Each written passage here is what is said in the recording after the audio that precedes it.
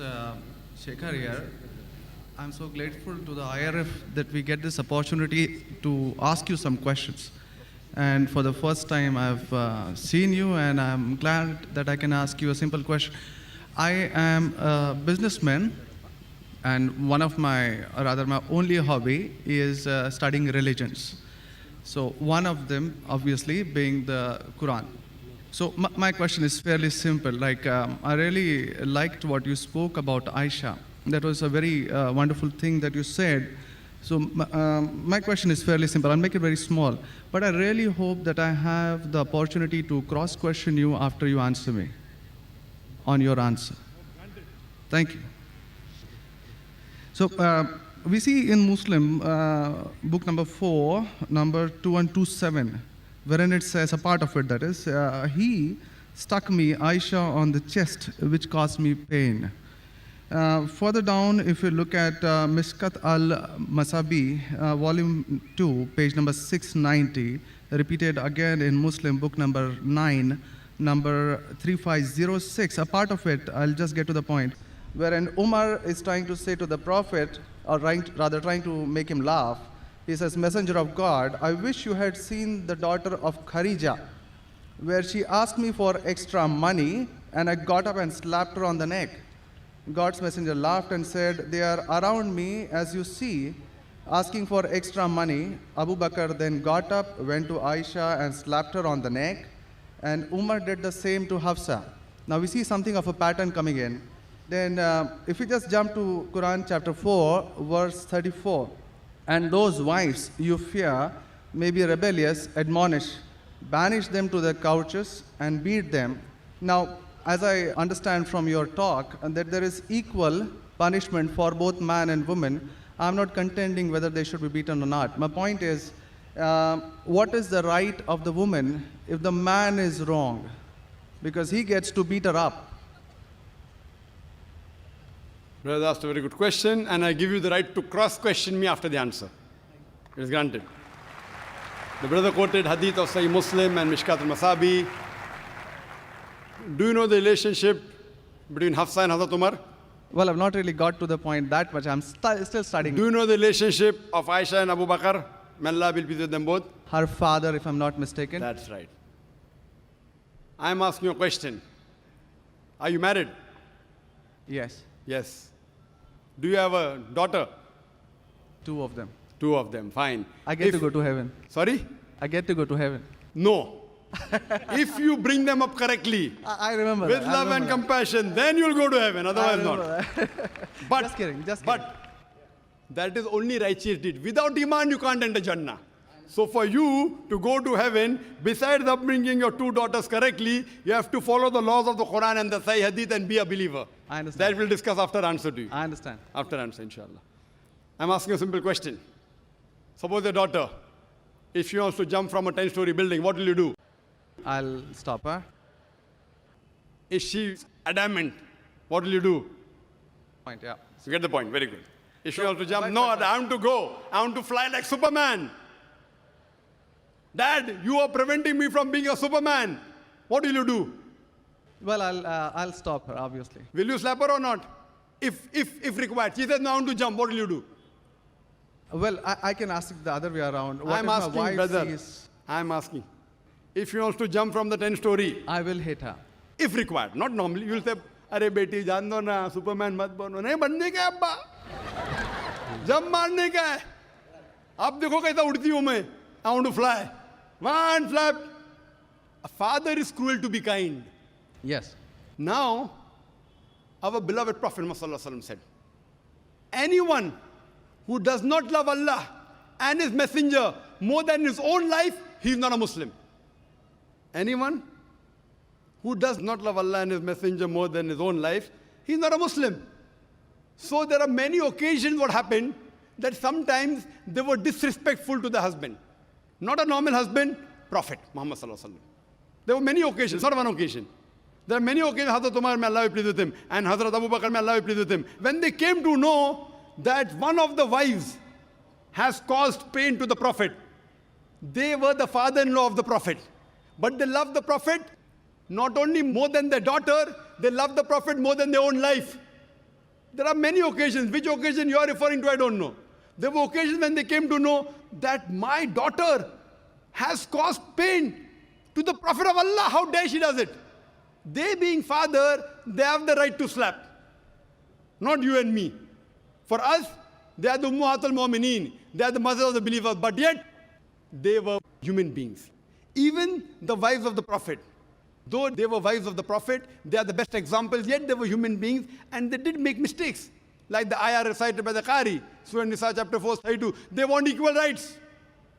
There was in Surah Azab chapter 33, where the wives of the Prophet tell the Prophet, why don't you give us the luxury of this world? They objected. Why are we undergoing such a life of poverty? So Allah sends a revelation. If you want this world, I will grant it to you, but you will not get Jannah. The verse of the Quran says, I will free you. That means, if you want, I will let you go free. Divorce, not that he divorced. And you can get the luxury of this world, but you won't get heaven in the hereafter. And the wives of the Prophet, they repented and they asked for forgiveness and Allah forgave them. So here also it's in context. And going against the Prophet is more bad than jumping from top. Jumping from top, your daughter will kill herself, that's it. Correct? But going against the Prophet is more bad. Did you get the answer?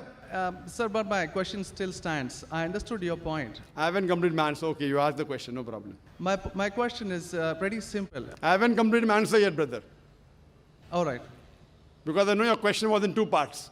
Then you quoted the verse of the Quran, Surah Nisa, chapter 4, 34. Yeah. And said about wife beating. I want to complete that before you answer. Otherwise, you said Zakir answered half.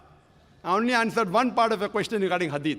The second part is of Surah Nisa, chapter 4, verse number 34. Exactly after the verse that was recited by the Qari. After verse which says, Ar-Rijalu Qawwamuna 'ala an-Nisa, that the men are the protectors of the women. The verse says that if they're disobedient, then don't talk to her. After that, don't share the bed. Then the Arabic word is daraba, means beat her lightly. The Arabic word is beat her lightly, daraba. Ibn Abbas, may Allah be pleased with him, said, when you beat your wife, you should not beat on the face. Point number one. Point number two, when you beat your wife, there should be no mark left on her body. And he gave an example, beating with a miswak. Miswak is toothbrush. In modern way, I will say beating with a handkerchief. Handkerchief. Now, if you beat your wife with a handkerchief, it is symbolic. It is not wife bashing. Wife bashing is not allowed in Islam. Wife bashing means one shot on the face. Hit so hard so that the mark remains. She'll remember you for the next 1 week or 2 weeks. In Islam, wife bashing is prohibited. It is daraba, means beat her lightly. That means first you tell her she's wrong. You admonish her. Don't share the bed with her. Ultimatum. Last warning. Beat her lightly. Now, what I said, for any crime committed, the punishment is same. Punishment is same. Beating lightly is not a punishment, it is a warning. Can you do the opposite?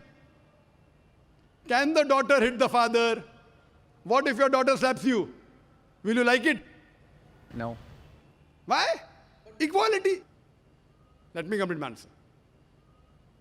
You talk about equality. If your daughter slaps you, will you like it? No. No. There may be occasion when you get lunatic, when you become very old, and if you want to jump and then she slaps you, I will agree with her, correct? Though you said, no, I'm agreeing with you. I understand. I'm helping you. You understand, but you don't understand me. No, I do. I'm helping you. Okay. If you grow up and you become a lunatic, you become senile, you want to jump from the 10th story, your daughter says, Abba, mat karo, don't do, father. She may have to slap you. She's doing in good faith. Accept it. Right? Now here, where a husband is giving a warning to the wife, if the wife does the same, what will the retaliation be? Imagine, suppose there's a massive person, bodybuilder comes and acts macho with you. If a small man comes, maybe you'll hit him. A macho person, Arnold Schwarzenegger, comes and tells you something. Will you hit him? Will you hit him? No. Though you may have a lot of guts, but Arnold Schwarzenegger, no. Why? Similarly, since Allah says in the previous verse, man has been given more strength than the woman. So a physical warning, a symbolic warning, a man can give to a woman can't give to a man. A woman can't. There are other things. There are other things she can do. Such as? Such as, for example, if she has to cook food in the house, It's the duty of the husband to get market. She can refuse to cook. If you don't get market, I will not cook. She can object. Very well. She can object saying, I will not cook. It's an objection on her part. If, for example, he's not offering salah is important, she can object nicely, with love and affection. My dear husband, please offer salah. Then she may get a little bit angry also, no problem. Getting angry with husband is not allowed, unless it's for the sake of Allah and His Rasul. But not physical. She can't get physical. If she gets physical, there will be retaliation. It will never work.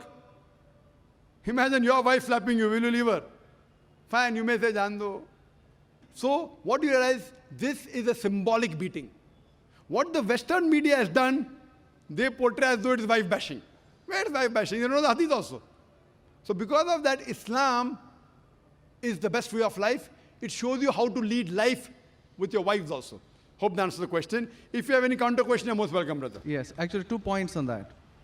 Primarily, the first thing that is said is a daraba, which means basically tapping. And as I understand from the Hands Word Dictionary, it comes from the word idrib. And now, if you look at it, the Arabic word is used in 2 ways. One, to strike up a poem, the word idrib, from which the word darwa is taken out. The first is to strike up a poem, and the second, which is used 12 times in the Quran, is a physical action of striking. Strike off? Strike up a poem, or Strike second, up a poem. Strike up a poem, metaphorically. Second part is the physical action of striking. It's used again in Surah 8:12, wherein it about an angel strike off their heads, strike off the very tips of their fingers. The same word is used. So how can the same word be interpreted there as lightly, but here as Very good question. The second part. Very good question. Very good question. The second part is that if we come back to Sahih Bukhari, volume 7, number 715, again, the respectable, I truly mean that, respectable woman Aisha, a great scholar, I read about her, narrated, Aisha said that a lady came wearing a green veil and complained to her, that is Aisha, and showed her a green spot on her skin caused by beating. It was the habit at that time for women to support each other, means when they get beaten up, so you support each other. So when Allah's messenger came, Aisha said, I have not seen any woman suffering as much as a believing woman. Look, her skin is greener than her clothes. That was my second part. As for second part, I'll answer first, and first part, I'll answer second. No problem. She's complaining to the Prophet that somebody has done injustice to her. It doesn't end saying the Prophet agreed with it. If someone has done injustice, if we read ahead in some other hadith, the Prophet may have done justice to her. It doesn't say that someone beat her and the Prophet agreed with it. Correct? She's just reporting that maybe there is injustice done to a woman. That's it. The moment she's complaining means she's disagreeing with it. She didn't say, Prophet, I heard a very good thing I saw, that the woman was beaten up. The moment she's complaining means the wife, Hazrat Aisha, may Allah be pleased with her, disapproved of it. So the lesson we get from this is, no one should beat the woman such a way that she becomes green. But sir, see, the exact statement she makes is that I have not seen any woman, that's Aisha herself, it's not my interpretation, I have not seen any woman suffering as much as the believing woman.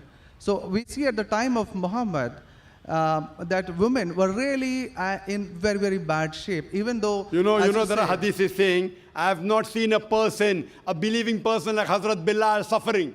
What was he suffering from? His master tortured him and said, don't say there's one God and I will leave you. Hazrat Bilal, may Allah be pleased with him, on the death stone, he's agreed to die. He will say, I will not denounce Allah. I will keep on saying, La ilaha illallah Muhammad Rasulullah. There's no God but Allah and Prophet Muhammad is a messenger. He's taking the pain. That means if I say Hazrat Bilal is a believer who is being tortured, that does not mean that what act that being done on Hazrat Bilal, may Allah be pleased with him, is right. It is wrong. but he's a believer who's taking the pain. In this context, we have to see the context and go to the Shara. You have to see Fath al-Bari, and what was the woman? Was she? What was she? Who tortured her? Was it the master? Was she a slave woman? You have to go to the Shara. I'm not a muhaddith. I'm telling you what the answer can be. You have to go to the Shara and find out. Why was she? Who hit her? Who beat her? Did the husband do? Was the husband a believer? There are 10,000 reasons. But Just sir, because- excuse me, in Mishkat al-Masabi, Brother Shekhar, volume 2. Brother Shekhar, Yes. what I would like you to do, there are so many people waiting at all the mics. Precisely, concisely, I would like you to put your question in a few words and then close. Because you got such a big sheaf of papers, there are many people I see waiting with small slips just or one something. question. So we cannot allow this whole thing to go on. This is not a debate session. It's a question and Brother. answer session. I want you to put your question in the next 4 sentences. Let Dr. Zakir answer so that all the many ladies standing there here also get a chance. We have exactly 1 hour, 12 minutes left. We have very occupied sorry 20 about minutes already. Brother, initially you asked 2 questions answered. You said, I want a counter. What counter you gave? In the counter, you're asking 1 more question. I don't mind answering your 100 questions, but in this rule, 1 question at a time, go behind the queue, no problem. You asked 2 questions, give the answer. You said, I want a counter question. With the counter question, you're asking 1 more question. So, I'm very kind, I don't mind. I would love. After finishing, you can come in the cabin.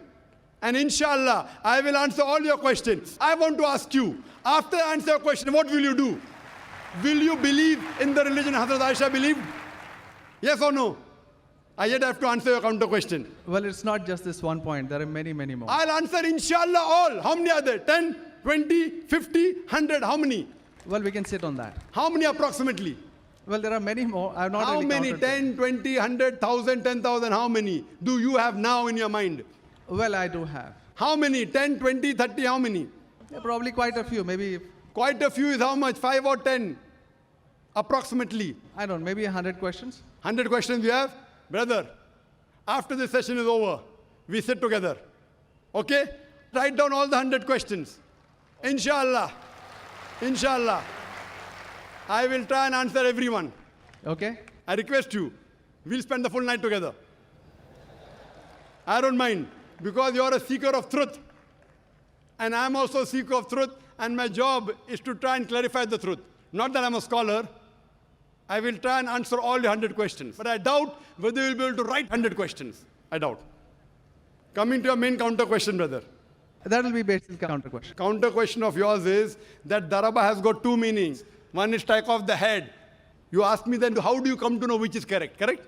Exactly. In the counter question, don't ask 1 more question. That means you're breaking the rule. Sir, I'm just refuting what you said. Not refuting. See, you asked a counter question.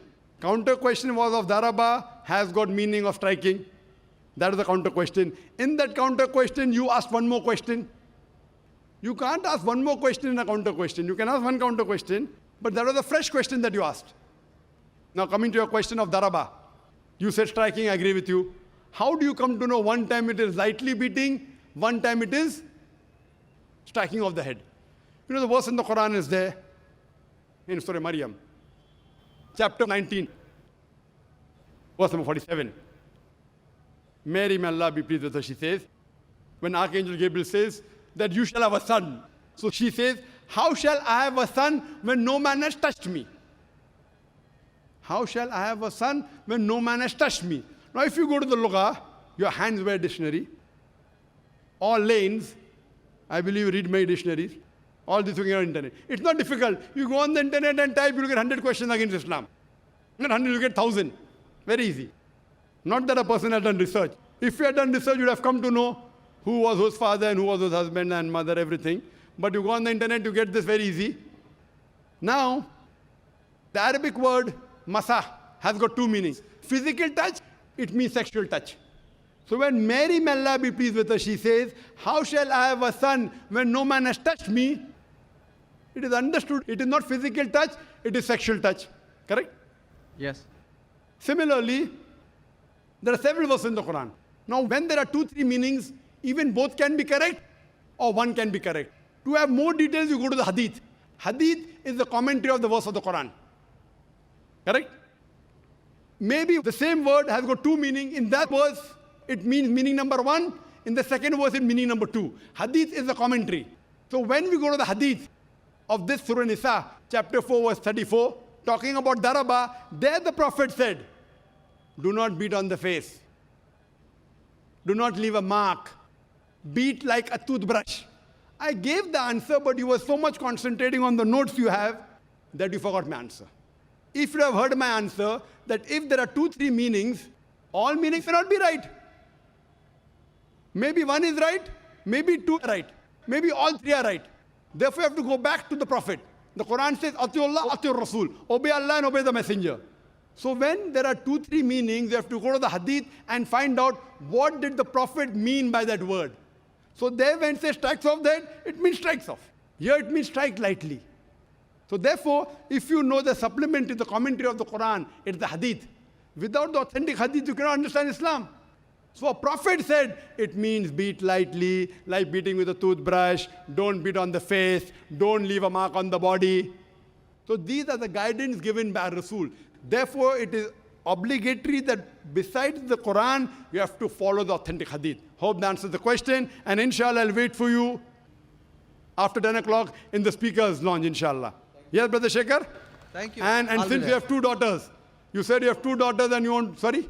And one son. The son, there's no hadith saying the son will take you to Jannah here. Yeah. If he becomes the pious son, and if he prays for you, inshallah, even he will be a pathway to Jannah. What I want to see to it that besides good deeds, you even have faith.